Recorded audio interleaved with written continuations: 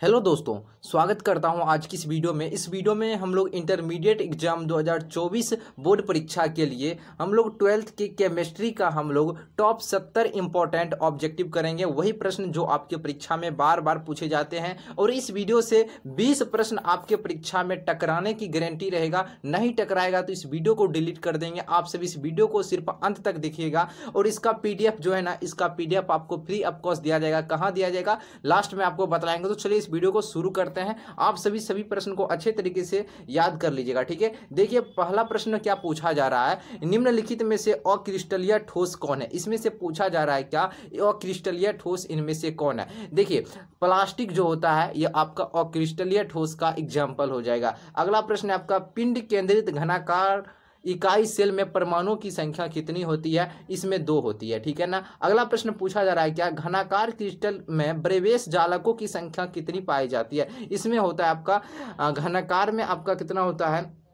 3 होता है। सभी स्टूडेंट याद है, घनाकार क्रिस्टल में ब्रेवेश जालकों की संख्या कितनी होती है, तो 3 होती है, ठीक है ना। अगला प्रश्न पूछा जा रहा है क्या निम्नलिखित में से किस दोष के कारण क्रिस्टल के घनत्व में कमी आ जाती है। यह है आपका शॉर्ट की दोष के कारण, यानी ऑप्शन नंबर बिल्कुल बी हो जाएगा, ठीक है। और वीडियो आपको अच्छा लगे तो वीडियो को आप सभी लाइक कर दीजिएगा और इस चैनल पर जो भी स्टूडेंट नए हैं चैनल को जरूर सब्सक्राइब कर लीजिएगा ताकि एक भी वीडियो आपका छूटे नहीं, ठीक है ना।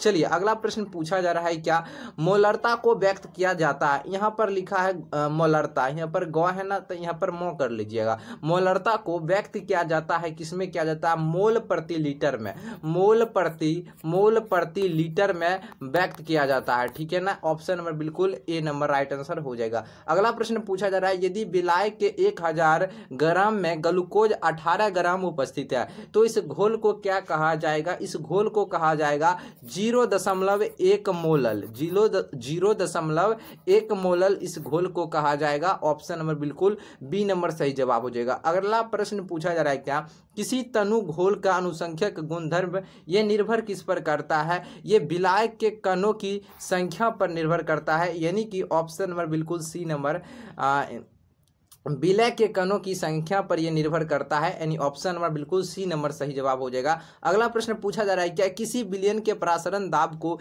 किस संबंध से व्यक्त किया जाता है, बतलाइए सभी स्टूडेंट। तो बिल्कुल सही जवाब हो जाएगा आपका पाई/सी बराबर RT। इस व्यक्त किया जाता है पाई/सी बराबर RT के द्वारा, ठीक है ना। चलिए डियर अगला प्रश्न देखिए और सभी प्रश्न को आपको याद कर लेना है, सारा का सारा क्वेश्चन इंपॉर्टेंट बनता है, ठीक है ना। चलिए अगला प्रश्न पूछा जा रहा है, विद्युत धारा का वह मात्रा जो CuSO4 यानी कि कॉपर सल्फेट के घोल से 1 मोल कॉपर को मुक्त करती है, इसमें कितना है फ्राइडे जो है कॉपर ये मुक्त होता है।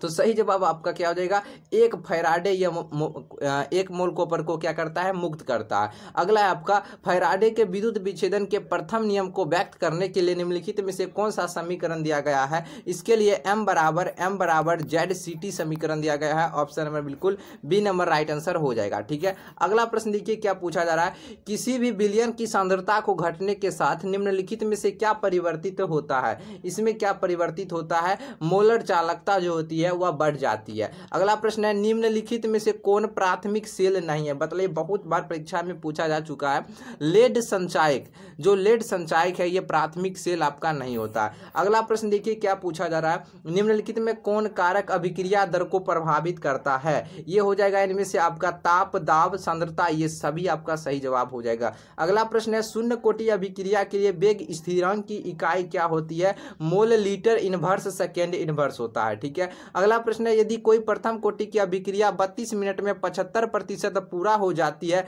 तो इसके 50% पूरा होने में कितना समय लगेगा। इसमें आपका 24 मिनट समय लगेगा। कितना, 24 मिनट ये समय लगेगा। अगला प्रश्न देखिए क्या है, यदि किसी अभिक्रिया का वेग निम्नलिखित प्रकार से व्यक्त होता है, वेग जो दिया गया है, तो इस अभिक्रिया की कोटि कितना हो जाएगा। देखिए इसके घात जोड़ दीजिए, इसके घात नहीं है कुछ तो 1 मानी जाती है, तो 2 1 3 हो जाएगा। ऑप्शन नंबर बिल्कुल बी हो जाएगा। अगला प्रश्न है, भौतिक अधिशोषण के लिए अधिशोषण की ऊष्मा होती है। अधिशोषण की ऊष्मा कितनी होती है। 20 से 40 केजी मोल इन्वर्स होता है। अगला है आपका, जो पदार्थ जल का पृष्ठ तनाव कम कर देता है वे क्या कहलाता है? वे कहलाता आपका पृष्ठ सक्रिय कारक कहलाता है, पृष्ठ सक्रिय कारक। ठीक है, वीडियो थोड़ा लंबा होगा, आप सभी अंत तक देखिए। ठीक है ना, 70 प्रश्न करना है और सारा इंपॉर्टेंट प्रश्न बनता है। ठीक है ना, अगला निम्नलिखित में से कौन जल के कोलाइडी विलयन का निर्माण करता है? कोलाइडी विलयन का निर्माण करता है स्टार्च। निम्नलिखित में से कौन पाइसी कारक है? इनमें से पाइसी कारक कौन है? साबुन हो जाएगा आपका। कालामाइन, यानी जो केलामाइन होगा, यहाँ पर कालामाइन लिखा हुआ, केलामाइन निम्नलिखित में से किस धातु का अयस्क? मोस्ट इंपॉर्टेंट क्वेश्चन है, एल्युमिनियम का हो जाएगा। अगला, मोंड प्रक्रम के द्वारा निम्नलिखित में से किस धातु का शुद्धिकरण? देखिए, मोंड पूछेगा या मंडल पूछे, मोंड या मंडल विधि के द्वारा किस धातु का शोधन किया जाता है?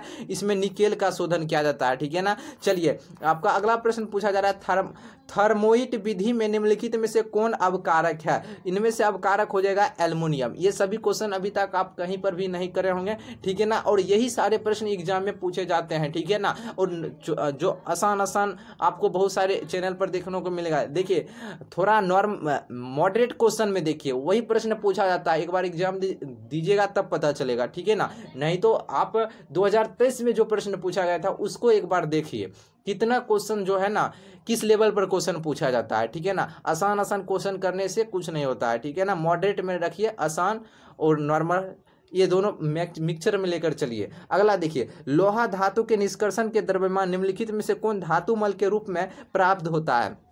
आपका FeSiO3 प्राप्त होता है, FeSiO3 हो जाएगा। अगला प्रश्न है, सबसे कम क्वथनांक वाली गैस इनमें से कौन है? तो बतलाइए, सबसे कम क्वथनांक वाली गैस हीलियम हो जाएगा। देखिए, हीलियम यहाँ पर गलत लिखा हुआ है, आप सही कर लीजिएगा, He यानी कि हीलियम हिंदी में लिख लीजिएगा। अगला चलिए, अगला प्रश्न पूछा जा रहा है, क्या देखिए, निम्नलिखित में से हाइड्रोजन बंध नहीं बनाता, तो इसके लिए एक ट्रिक क्या होता है, जिसमें FON या इन तीनों में से कोई होगा वो हाइड्रोजन बंध बनाएगा, और जिसमें ये FON में से कोई नहीं रहेगा वो हाइड्रोजन बंध नहीं बनाएगा। बतलाइए, NH3 में इस तीनों में से कोई है? कहिएगा N है, तो ये हाइड्रोजन बंध बनाएगा। अगला देखिए, अगला है आपका H2O में से कोई है इसमें से? तो इसमें O है, हाँ, तो बिल्कुल ये भी हाइड्रोजन बंध बनाएगा। अब बतलाइए, HCl में देखिए इस तीनों में से कोई है? नहीं है, तो ये हाइड्रोजन बंध नहीं बनाएगा। और HF में देखिए F है, तो ये भी हाइड्रोजन बंध बनाएगा। पूछ रहा है हाइड्रोजन बंध नहीं बनाता है, तो HCl आपका नहीं हो जाएगा। ठीक है ना, ऑप्शन नंबर बिल्कुल सी हो जाएगा। ऑक्सीजन और ओजोन क्या होता है?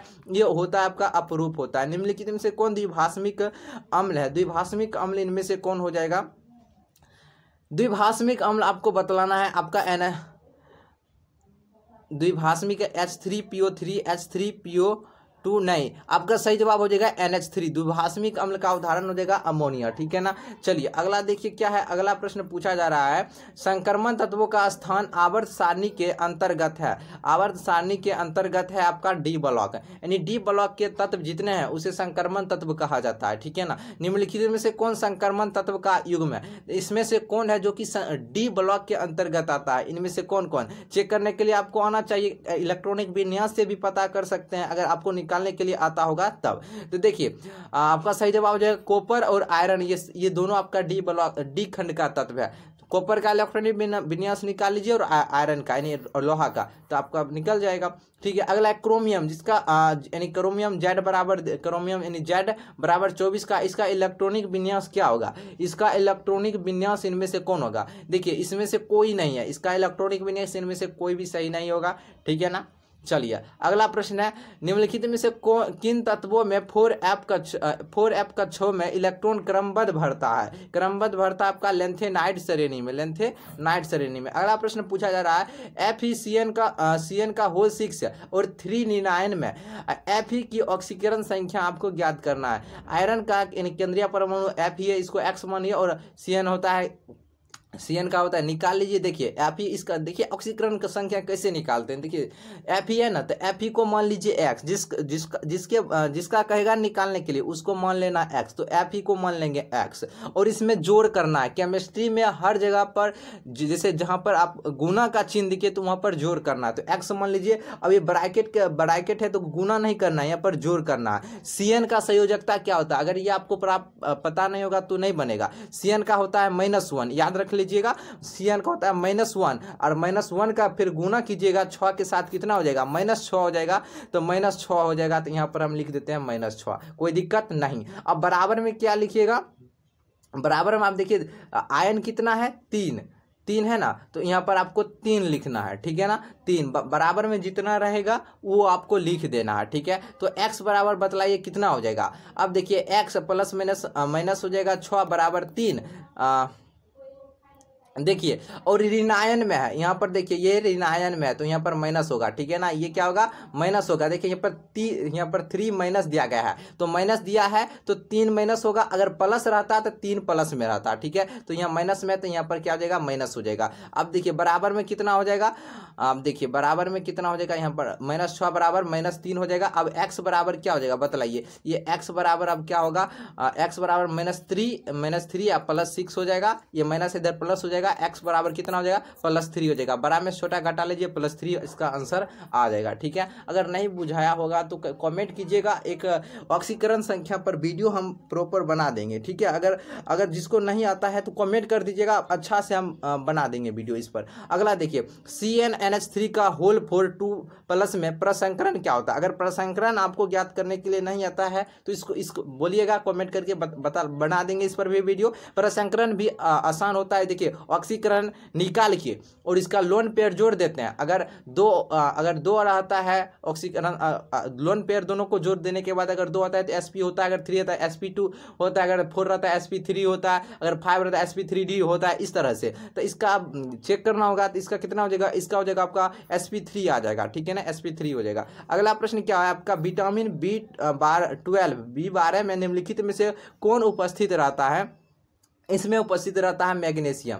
क्या रहता है, मैग्नीशियम। अगला निम्नलिखित में से किस जटिल आयन की ज्यामितीय चतुष्फलकीय नहीं है। ज्यामितीय चतुष्फलकीय इनमें से नहीं है, तो सही जवाब हो जाएगा आपका MnCl4 का, ठीक है ना। अगला प्रश्न देखिए पूछा जा रहा है क्या, 37 नंबर, एथिल ब्रोमाइड की अभिक्रिया सोडियम धातु से शुष्क ईथर में कराने पर क्या बनता है। तो देखिए जब कराया जाता है तो ब्यूटेन प्राप्त होता है। क्या, ब्यूटेन, यानी कि प्राप्त क्या होता है, C4H10 प्राप्त होता है। यही तो होता है आपका ब्यूटेन होता है। चलिए अगला देखिए, अगला प्रश्न पूछा जा रहा है, निम्नलिखित में से किसका उपयोग निश्चेतक के रूप में होता है। निश्चेतक के रूप में होता है क्लोरोफॉर्म का उपयोग, ठीक है ना। आप मूवी यार में भी देखे होंगे, मूवी में देखे होंगे, जैसे किसी को बेहोश करना होता है, क्या हीरो जो होता है ना, जिसको बेहोश करना होता है, नहीं बोलते, एक मूवी अगर देखे होंगे तो उसमें कहता है क्लोरोफॉर्म कभी सूंघे हो तो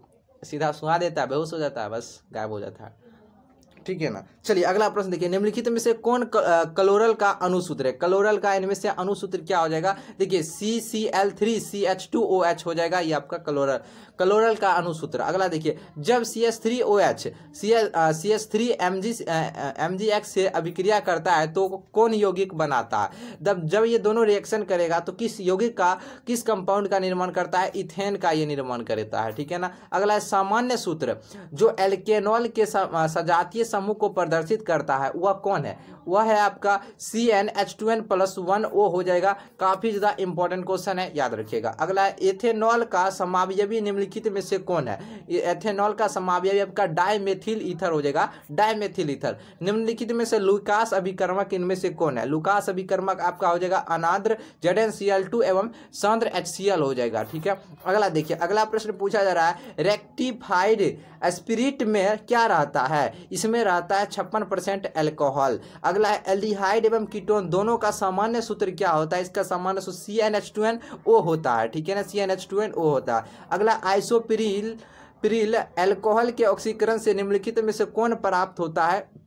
इसमें प्राप्त होता है एसिड एल्डिहाइड प्राप्त होता है। अगला कैल्शियम एसीटेट और कैल्शियम फॉर्मेट के मिश्रण को गर्म करने पर निम्नलिखित में से क्या बनता है। इसमें बनता है एथेनॉल प्राप्त होता है, एथेनॉल। अगला है C6H5 का निम्न के साथ क्रियाशील का सही क्रम इनमें से कौन हो जाएगा? इसका सही क्रम हो जाएगा, देखिए इसका सही क्रम हो जाएगा, पहले 1 होगा, उसके बाद 2 होगा, फिर उसके बाद 3 हो जाएगा। बिल्कुल ऑप्शन नंबर बिल्कुल ए हो जाएगा। अगला है निम्नलिखित में से किस यौगिक में कार्बोक्सिलिक समूह उपस्थित नहीं है? कार्बोक्सिलिक समूह उपस्थित नहीं है, पिक्रिक अम्ल में नहीं होता है। मोनोकार्बोक्सिलिक अम्ल निम्नलिखित में से किसका क्रियाशील समयाभी होता है? ये होता है आपका एल्डिहाइड का हो जाएगा। ऑप्शन नंबर बिल्कुल डी हो जाएगा। अगला है निम्नलिखित में से किस अभिकर्मक के द्वारा फॉर्मिक अम्ल एवं फॉर्मल्डिहाइड के बीच विभेद किया जाता है? देखिए ये होता है आपका टोलेन का अभिकर्मक। अगला प्रश्न पूछा जा रहा है, जब फॉर्मिक अम्ल को सांद्र H2SO4 के साथ गर्म किया जाता है तब निम्नलिखित में से क्या बनता है? तब बनता है कार्बन मोनोऑक्साइड यानी कि CO बनता है। अगला प्राइमरी एमीन का क्रियाशील मूलक क्या होता है? इसका NH2 ग्रुप होता है, NH2। ऑप्शन नंबर बिल्कुल बी नंबर हो जाएगा। अगला प्रश्न पूछा जा रहा है, क्या देखिए एथिल एमीन की अभिक्रिया नाइट्रस अम्ल से कराने पर क्या बनता है? तो ये बनता है आपका C2H5OH बनता है। ऑप्शन नंबर बिल्कुल ए नंबर सही जवाब हो जाएगा। अगला प्रश्न पूछा जा रहा है, एसिटामाइड की अभिक्रिया जब Br2 एवं NaOH के साथ कराने पर क्या बनता है? बनता है मेथिल एमीन प्राप्त होता है। निम्नलिखित में से किसमें एल्काइलेशन संभव होता है? एल्काइलेशन किसमें संभव होता है? सिर्फ प्राइमरी एमीन में एल्काइलेशन जो होता है वो की संभव होता है, ठीक है ना। निम्नलिखित में से कौन सर्वाधिक मीठा शर्करा है? सर्वाधिक मीठा शर्करा इनमें से कौन है? देखिए लैक्टोज जो होता है सर्वाधिक मीठा हो जाएगा लैक्टोज। क्या हो जाएगा? लैक्टोस भी होता है, बट आपका देखिए ऑप्शन में आपका फ्रक्टोस भी है। तो फ्रक्टोस जो होता है ना सबसे ज़्यादा, सुक्रोस भी मीठा होता है लेकिन सर्वाधिक की बात कराएं तो फ्रक्टोस आपका सबसे ज़्यादा मीठा होता है। क्या? फ्रक्टोस हो जाएगा। फ्रक्टोस इसका सही जवाब हो जाएगा। निम्नलिखित में से कौन स्टीरॉयड से संबंधित है? स्टीरॉयड से कौन संबंधित होता है? विटामिन डी जो है ना स्टीरॉयड से संबंधित होता है, ठीक है ना। निम्नलिखित में से कौन साधारणतः शरीर द्वारा नहीं बनाया जाता है साधारण तौर पर? कौन है? इसका नाम है विटामिन। इसका नाम क्या है? विटामिन है, शरीर के द्वारा नहीं बनाया जाता है, ठीक है ना। बाहर से कोई फल फ्रूट खाते हैं तो क्या बनता है? विटामिन, ठीक है ना। अगला देखिए डीएनए तथा आरएनए के समान बेस क्या है? डीएनए और आरएनए में समान बेस इसमें से क्या होता है? एडेनिन, आपको बायोलॉजी में पढ़ाए हुए हैं। एडेनिन होता है, गुआनिन होता है, साइटोसिन होता है, यही तो तीनों होता है AGC। एडेनिन साइटोसिन यूरासिल आ गया। ये तो यूरासिल आपका आरएनए में होता है, तो ये तो गलत, डीएनए में नहीं होता है। एडेनिन गुआनिन एडेनिन साइटोसिन, हाँ ये हो जाएगा। ऑप्शन नंबर बिल्कुल आपका बी नंबर सही जवाब हो जाएगा। ये आपका नहीं होगा क्योंकि थायमिन आया, थायमिन सिर्फ होता है आपका डीएनए में। उसके बाद देखिए एडेनिन थायमिन सिर्फ होता है किसमें? डीएनए में। तो आपका सही जवाब हो जाएगा ऑप्शन नंबर बी। अगला है पीवीसी का एक लाख निम्नलिखित में से कौन है? 1 लाख पीवीसी का इनमें से कौन हो जाएगा? CH2 double bond CH2 single bond Cl हो जाएगा। रबर को सल्फर के साथ गर्म करने की क्रिया को क्या कहा जाता है? देखिए रबर को सल्फर के साथ गर्म करने की क्रिया को क्या कहा जाता है? गंधकीकरण कहा जाता है। क्या कहा जाता है? गंधकीकरण कहा जाता है। ऑप्शन नंबर बिल्कुल सी हो जाएगा। अगला प्रश्न पूछा जा रहा है, निम्नलिखित में से कौन योगशील बहुलक है? योगशील बहुलक इनमें से कौन हो जाएगा? देखिए उच्च घनत्व वाला एक पॉलीथीन हो जाएगा। Option number C. अगला है ब्यूना एस निम्नलिखित में से किसका बहुलक होता है? ब्यूना एस निम्नलिखित में से किसका बहुलक है? आपका ब्यूटाडाइन एवं स्टीराइन का हो जाएगा। अगला है निम्न में से कौन कृत्रिम मीठा अभिकर्ता है? देखिए सैकरिन, एस्पार्टेम और सोडियम साइक्लोमेट, ये सभी आपका कृत्रिम मीठा अभिकर्ता। अगला है बेलियम का उपयोग निम्नलिखित में से किसके रूप में होता है? बेलियम का उपयोग तो ये होता है आपका उपशामक के रूप में इसका प्रयोग किया जाता है। अगला प्रश्न पूछा जा रहा है, रासायनिक रूप से एस्पिरिन निम्नलिखित में से क्या है? एस्पिरिन क्या होता है? ये आपका ये जीरो हाइड्रोक्सी बेंजोइक अम्ल होता है। ऑप्शन नंबर बिल्कुल सी हो जाएगा। अगला है निम्नलिखित में से किसका उपयोग एंटीसेप्टिक के रूप में होता है? एंटीसेप्टिक के रूप में फिनॉल का प्रयोग किया जाता है। ऑप्शन नंबर बिल्कुल ए हो जाएगा। अगला है निम्नलिखित में से किस में ये समूह जो है ना उपस्थित रहता है? ये रहता है कीटोन में, नहीं होता है कीटोन में C डबल बॉन्ड O रहता है, ये आपका कीटोन हो जाएगा। अगला निम्नलिखित में कौन टर्सरी अल्कोहल है? टर्सरी अल्कोहल का इनमें से कौन हो जाएगा? देखिए टर्सरी अल्कोहल आपका बिल्कुल ऑप्शन नंबर बी हो जाएगा। 70 प्रश्न इसका PDF आपको बतला देते हैं। इसका PDF, इन सभी प्रश्न का PDF कहाँ बनेगा? टेलीग्राम, अगर आपके मोबाइल में नहीं है तो लोड कर लीजिए। टेलीग्राम ग्रुप का नाम बतला देते हैं, टेलीग्राम ग्रुप का, ठीक है ना। टेलीग्राम ग्रुप का नाम क्या, जो इस चैनल का नाम है NKK ऑफिशियल ऑफिशियल 3 है। टेलीग्राम ग्रुप जो इस चैनल का नाम है वो टेलीग्राम ग्रुप का नाम है, उसका लिंक वीडियो के डिस्क्रिप्शन बॉक्स में भी डाल देंगे, डायरेक्ट जाइए वहां से ज्वाइन हो जाइए, ठीक है ना। और इसका PDF वहां पर डाल देते हैं, या फिर आप व्हाट्सएप ग्रुप से ज्वाइन हो सकते हैं।